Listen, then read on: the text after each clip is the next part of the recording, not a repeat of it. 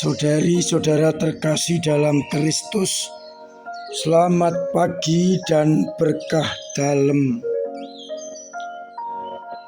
Kita berjumpa kembali dalam renungan harian Kamis 4 Januari 2024. Seperti biasa, permenungan kita dasarkan pada bacaan Ekaristi hari ini.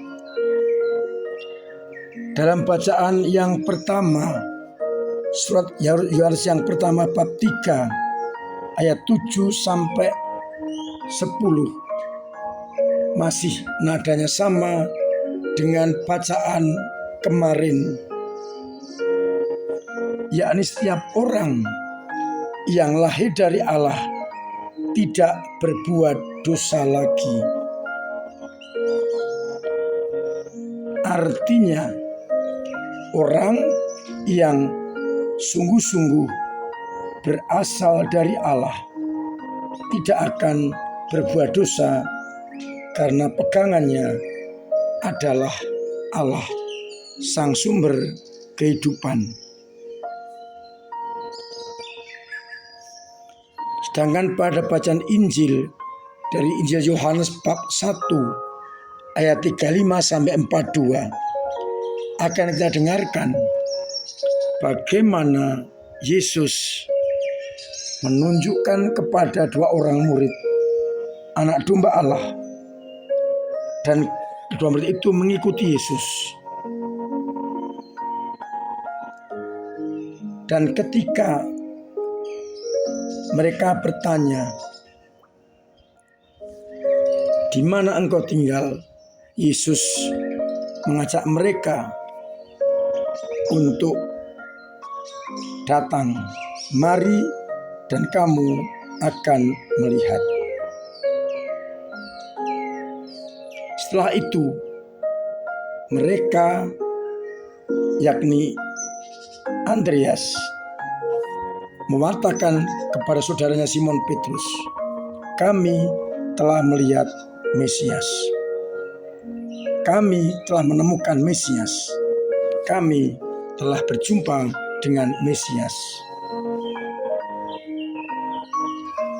Saudari-saudaraku terkasih dalam Kristus, kita melihat bacaan Injil penuh dengan permenungan. Yang pertama, kita melihat bagaimana Yohanes benar-benar tokoh yang menghidupi panggilannya. Ketika melihat sang anak domba Allah yang menunjukkan agar para murid mengikuti sang anak domba Allah. Lihatlah anak domba Allah.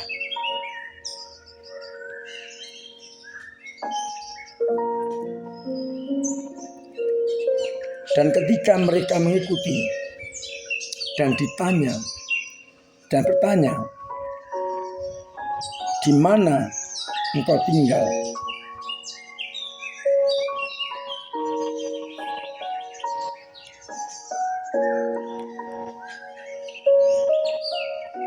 Yesus menjawab,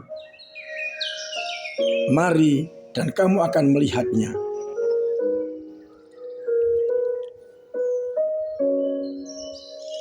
Dan perjumpaan dengan Yesus menjadikan para murid menjadi juga pewarta, mewartakan kepada orang lain apa yang mereka alami, apa yang mereka dapatkan. Yesus tidak menjawab di mana atau kapan dan sebagainya, tapi ia menjawab, "Mari dan kamu akan melihatnya." Pengalaman perjumpaan dengan Yesus perlu dialami, tidak hanya didengar. Dengan mengalami, maka kita benar-benar akan dapat mengerti siapa Yesus itu. Dan setelah mengalami perjumpaan dengan Yesus dan tinggal bersamanya, mereka diminta untuk mewartakannya kepada orang lain. Maka Andreas ketika bertemu dengan Simon saudaranya, ia mengatakan, kami telah menemukan Mesias. Dan Andreas membawa Simon kepada Yesus.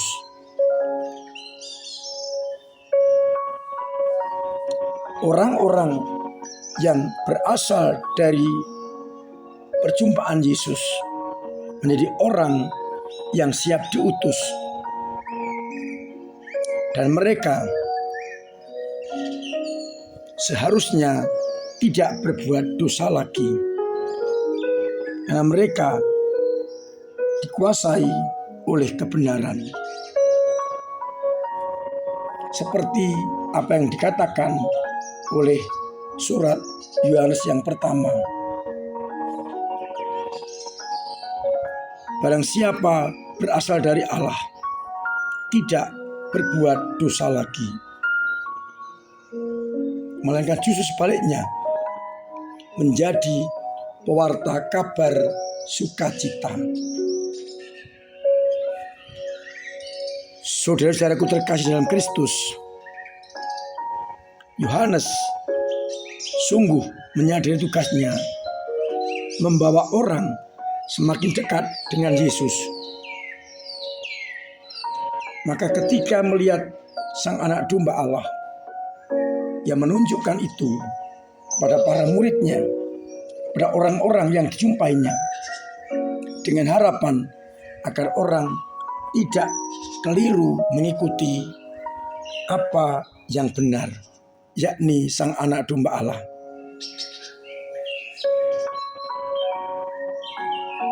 Dan bagi Yesus, mengikuti Dia tidak hanya mendengar awang-awang, tapi benar-benar tinggal bersama dengan Yesus dengan konsekuensi tidak tunduk kepada dosa, karena sudah dikuasai oleh Mesias yang mengalahkan segala dosa. Mudah-mudahan kita menyadari benar tugas ini, martabat ini, di mana kita sudah dibebaskan dari kuasa dosa. Hendaknya kita mempertahankan hidup suci dan menjauhi segala dosa-dosa. Dan semoga kita pun mampu menunjukkan kepada dunia, Yesus adalah Sang Anak Domba Allah, dengan cara kita hidup dengan baik di hadapannya, konsekuen, dan betul-betul yakin sebagai anak Allah yang jauh dari segala dosa. Mari kita bawa banyak orang untuk sampai kepada Yesus, agar akhirnya dunia semakin mengenal Yesus, bertobat, dan diselamatkan. Tuhan memberkati kita sekalian. Amin. Marilah berdoa. Bapa yang penuh kasih, kami bersyukur karena murid-murid mewartakan Engkau sampai ke ujung bumi. Dan dengan demikian kami boleh mengenal Yesus Putra-Mu, mengikutinya dan diselamatkan. Biar kami pun juga menjadi orang-orang yang siap untuk mewartakan Injil-Mu ke segala ujung bumi dengan hidup dan karya kami, agar akhirnya semua orang sungguh mengenal Engkau, bertobat, dan diselamatkan. Kuatkanlah iman umat-Mu yang lemah. Doronglah mereka yang putus asa. Berikanlah harapan dan kekuatan baru. Semoga umat-Mu yang sakit Engkau sembuhkan, yang telah berpulang Engkau terima dalam pangkuanmu. Yang punya beban berat Engkau ringankan. Yang punya persoalan Engkau urai. Dan ekonomi Engkau bantu lewat samanya. Untuk itu, jagai, bimbing, dan berkati kami, Bapa dan Putra dan Roh Kudus. Amin. Saudara-saudaraku terkasih, saya tetap menganjurkan, mengajak, bahkan setengah mewajibkan untuk melaksanakan kembali protokol kesehatan demi terbebas dari virus corona. Semoga dengan usaha kita hidup sehat, kita mampu untuk memberantas virus corona dan menjaga kesehatan sesama juga. Saya mengundang adik-adik Pia yang dewasa dan peer untuk ambil bagian dalam acara Hari Anak Misioner tanggal 7 Januari.